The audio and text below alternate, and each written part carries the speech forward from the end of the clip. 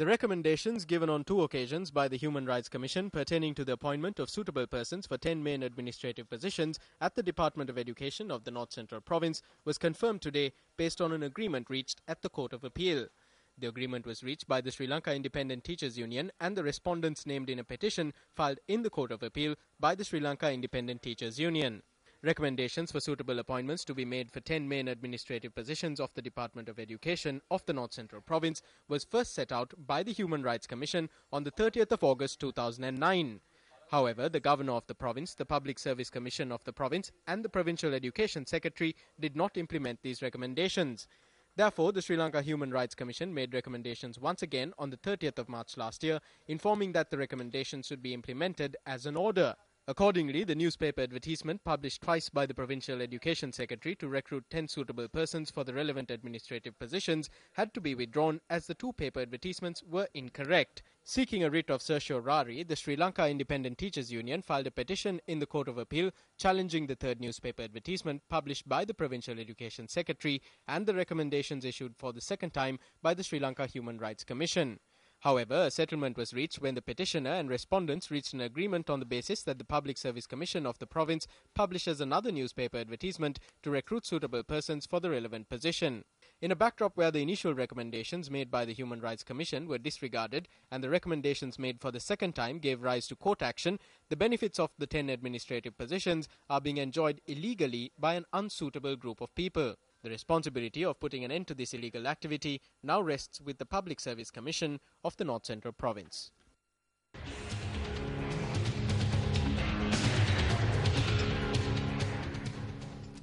Taking a look at businesses now. Tea Factory Owners Association states that as a result of higher fuel prices, electricity charges and labour charges, their overhead costs have become unbearable. They say that amidst this, the demand for tea has also decreased.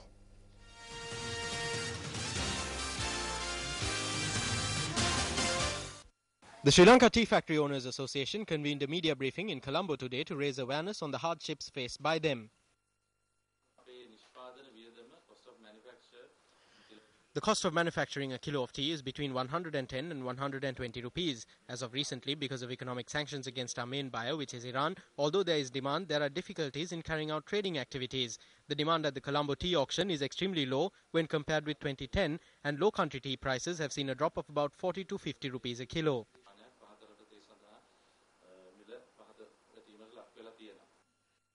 The Sri Lanka Tea Factory Owners Association says that there is an urgent need for new markets to be found instead of relying on traditional buyers in order to sustain the industry.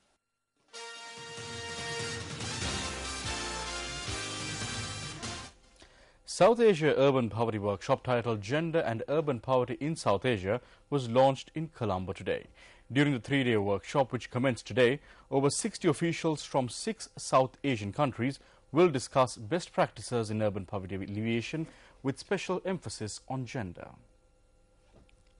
Officials from Bangladesh, Bhutan, India, Maldives, Nepal and Sri Lanka will be participating in the workshop, which is supported by the Australian Asian Development Bank South Asia Development Partnership Facility. In many developing nations, urban poverty is more acute compared to rural poverty. Women in particular are highly vulnerable to the adversities of urban poverty. In 2010, in the city of Colombo alone, an estimated 65,000 families lived in underserved settlements. However, due to the accelerated urban development projects carried out within the past 2 years, these figures have decreased drastically.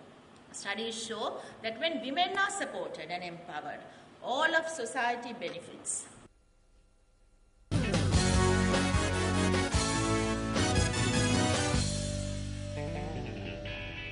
Good evening and welcome to Sports First with me, Suan Fernando. A masterful century from Sri Lanka skipper Mahela Jayawardene helped Sri Lanka fight back from a perilous position to post 289 runs for 9 wickets against England on day 1 of the first test in Galle today.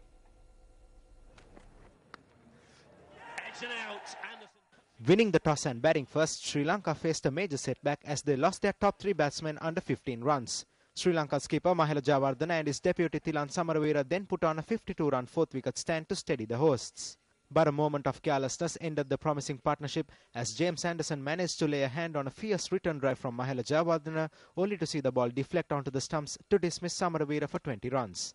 While Mahela Jayawardena anchored the Sri Lankan innings from one end, wickets kept tumbling at the other end.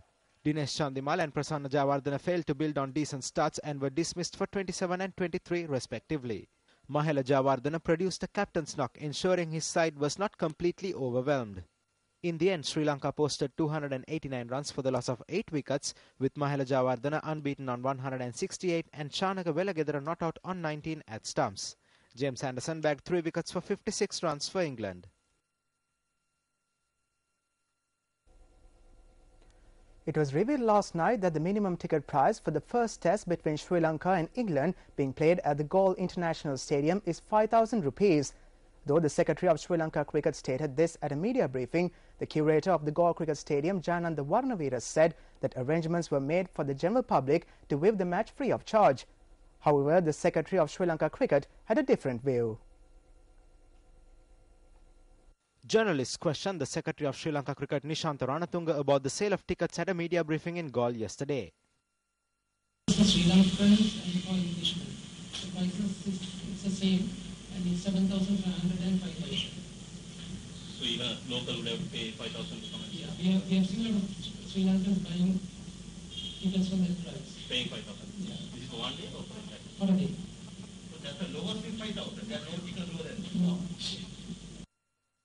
When we inquired whether arrangements were made for the public to view the match for free, the chairman of Sri Lanka Cricket, Upali Dharmadasa, stated that representatives from Sri Lanka Cricket and affiliated cricket clubs and associations will be allowed to view the match for free. However, when sports was inquired, it was revealed that a specific area was allocated to view the match for free. Our cameras were able to capture the foreigners viewing the match from that area. We also inquired from the curator of the Galle Cricket Stadium, Jayananda Warnavira, regarding this. He stated that arrangements were made for the general public to view the match for free.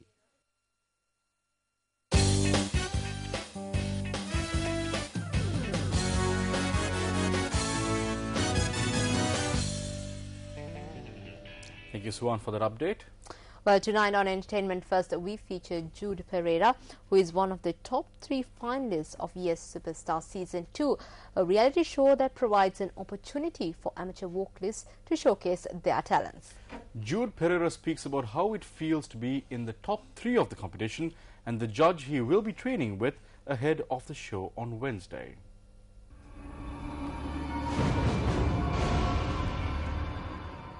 It's indescribable because it's been an amazing experience up till now. I mean, coming through all those stages of top 12, even before that, the group rounds, you don't know if you're going to make it or not. The anxiousness and all of the surprising come-outs of all the rounds has been really nerve-wracking, but it's been an amazing experience.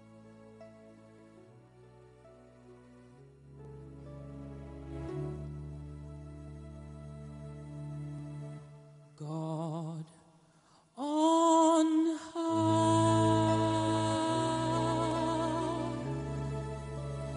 hear my prayer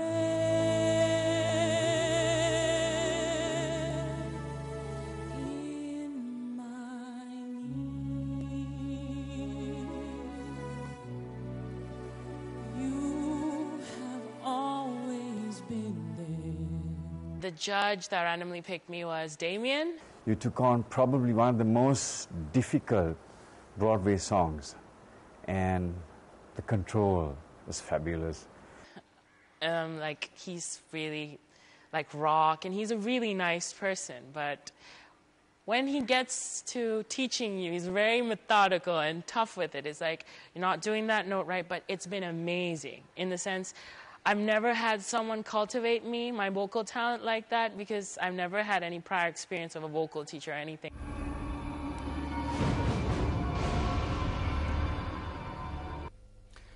And that's it on the Monday night edition of News First Primetime News Bulletin. If you want to follow up on any of the stories that we just aired, you can always log on to www.newsfirst.lk. I'm Ravi Gamage. And I'm Gayatri Gunratna. Good night.